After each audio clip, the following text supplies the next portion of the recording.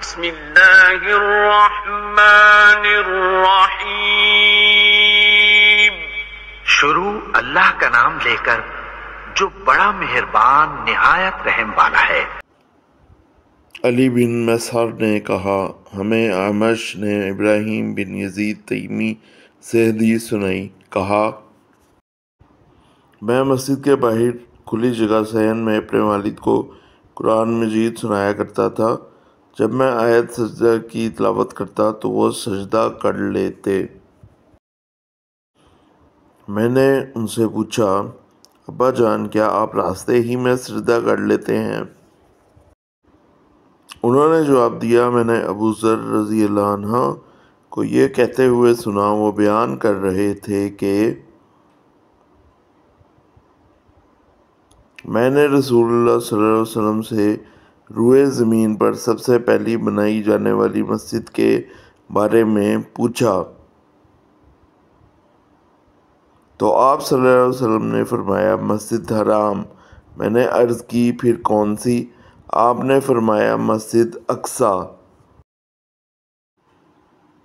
میں نے پوچھا، دونوں کی تعمیر کے درمیان کتنا عرصہ تھا؟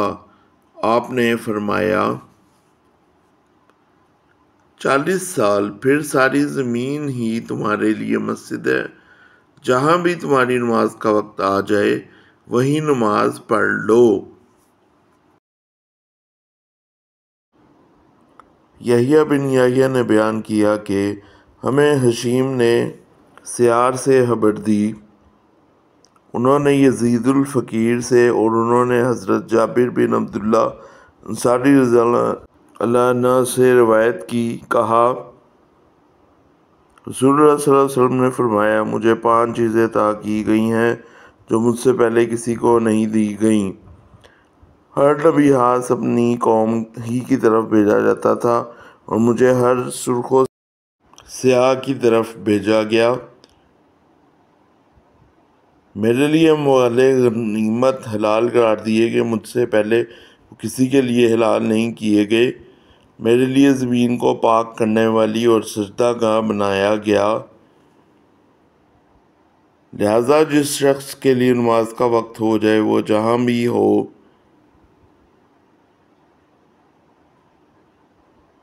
وہی نماز پڑھ لے، اور مہینہ بھر کی مسافت سے دشمنوں پر طاری ہو جانے والے رعب سے میری نصرت کی گئی اور مجھے شفاعت کا منصب عطا کیا گیا۔ السلام علیکم ناظرین و حاضرین، کیا حال ہے آپ کے؟ ٹھیک ہوں گے امید ہے۔ میرا نام آصف محمود ہے اور میں آپ کے ساتھ کافی دیر سے یہ کام کر رہا ہوں۔ اللہ تعالیٰ کے کرم سے، فضل سے، بہت شکر اللہ تعالیٰ کا۔ اب یہ احادیث کے ترجمے پہ آتے ہیں اور بیان پہ آتے ہیں، اس پہ بھی میں اب کمبائنڈ ایفرٹ لگا کے کروں گا، 2 احادیث کو جوڑوں گا اور صحیح احادیث ہوں گی۔ آج کی جو احادیث ہیں یہ بھی صحیح مسلم کی ہیں، 1162 سے لے کے 1163 تک ہے یہ، اور یہ مسجد اور نمازوں کی جگہ کے احکامات سے ریلیٹڈ ہے۔ Excuse me.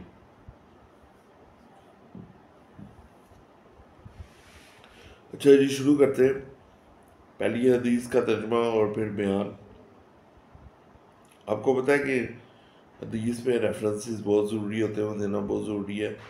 پہلی حدیث جو ہے یہ علی بن مسہر نے کہا، ہمیں اعمش نے ابراہیم بن یزید تیمی سے حدیث سنائی۔ کہا، میں مسجد کے باہر کھلی جگہ صحن میں اپنے والد کو قرآن مجید سنایا کرتا تھا۔ جب میں آیت سجدہ کی تلاوت کرتا تو وہ سجدہ کر لیتے اسی وقت، ٹھیک ہے۔ میں نے ان سے پوچھا، ابا جان، کیا آپ راستے ہی میں سجدہ کر لیتے ہیں؟ انہوں نے مجھے جواب دیتے ہوئے بتایا، میں نے ابو ذر رضی اللہ عنہ کو یہ کہتے ہوئے سنا، باقی وہ ریفرنس کوٹ کر رہے ہیں ایک اور صحابہ کا، وہ بیان کر رہے تھے کہ میں نے رسول اللہ صلی اللہ علیہ وسلم سے روئے زمین پر سب سے پہلی بنائی جانے والی مسجد کے بارے میں پوچھا تو آپ صلی اللہ علیہ وسلم نے فرمایا مسجد حرام، مسجد نبوی نہیں، مسجد حرام، یہ غور کریں، مسجد حرام وہ مسجد ہے جو کہ خانہ کعبہ والی ہے، ٹھیک ہے۔ میں نے عرض کی پھر کون سی؟ آپ نے فرمایا مسجد اقصی، مسجد اقصی، مسجد اقصی، ٹھیک ہے، غور سے سن لیں، مسجد اقصی۔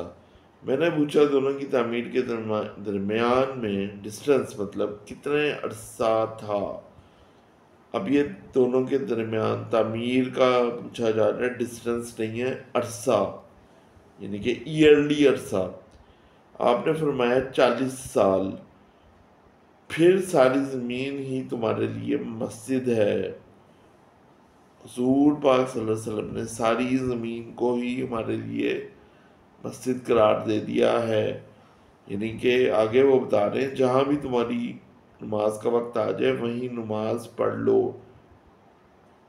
تو اس کا مطلب یہ ہوا کہ جہاں پہ بھی آپ نے سجدہ آیت سنی تو سجدہ کر سکتے ہیں، آپ پاک صاف ہیں، نماز پڑھ سکتے ہیں، آپ نماز پڑھ لینی چاہیے۔ یہ تھی ایک پہلی حدیث۔ اب آ جاتے ہیں دوسری حدیث پر، جیسا کہ میں نے بتایا 1163 ہے، ایسے ہی ہے۔ اچھا، اب یہ بھی صحیح مسلم کی حدیث ہے، اس کا ترجمہ بھی یہی اسی طرح ہے اور ریفرنس کے ساتھ ہی چلیں گے۔ اس میں اب دوسرے صحابہ ہیں، یحییٰ بن یحییٰ نے بیان کیا کہ ہمیں ہمیش نے حشیم نے سیار سے خبر دی، انہوں نے یزید الفقیر سے، یہ ایک اور صحابہ ہیں سے، اور انہوں نے حضرت جابر بن عبداللہ انصاری رضی اللہ عنہ سے روایت کی، ایک اور صحابہ سے، کہا کہ رسول اللہ صلی اللہ علیہ وسلم نے فرمایا مجھے 5 چیزیں عطا کی گئی ہیں جو مجھ سے پہلے کسی کو نہیں دی گئیں۔ ہر نبی خاص اپنی قوم ہی کی طرف بھیجا جاتا تھا اور مجھے ہر سرخ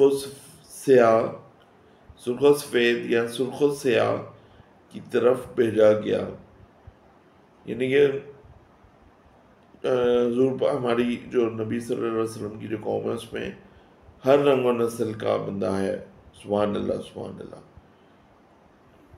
تو یہ بہت بڑی فضیلت ہے۔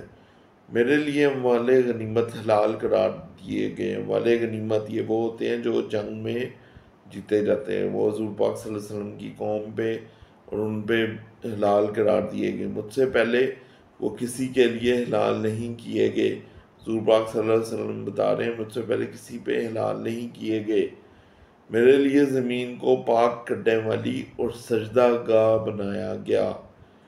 اب یہاں پر پھر واضح طور پہ آ گیا ہے، پچھلی حدیث سے کنیکٹڈنس آ گئی ہے، لہٰذا جس شخص کے لیے نماز کا وقت ہو جائے وہ جہاں بھی ہو وہیں نماز پڑھ لے، قائم کر لے، اور مہینہ بھر کی مسافت سے، یعنی کہ جتنا بھی ٹریول کر رہا ہوں، بہت زیادہ بھی ٹریول کر رہا ہوں، سے دشمنوں پر طاری ہو جائے، دشمنوں پر یعنی کہ کفار پر، جو بھی دشمن ہے ان پر طاری ہو جائے، اور طاری ہو جانے والے رعب سے، حضور پاک صلی اللہ علیہ وسلم کے رعب سے میری نصرت کی گئی، حضور پاک صلی اللہ علیہ وسلم کی نصرت کی گئی، یعنی کہ انہیں فتح یابی عطا کی گئی، اور حضور پاک صلی اللہ علیہ وسلم نے یہ بتا دیا کہ مہینے بھر کی مسافت کے ساتھ بھی چل رہا ہو، دشمن پر طاری ہو جاؤ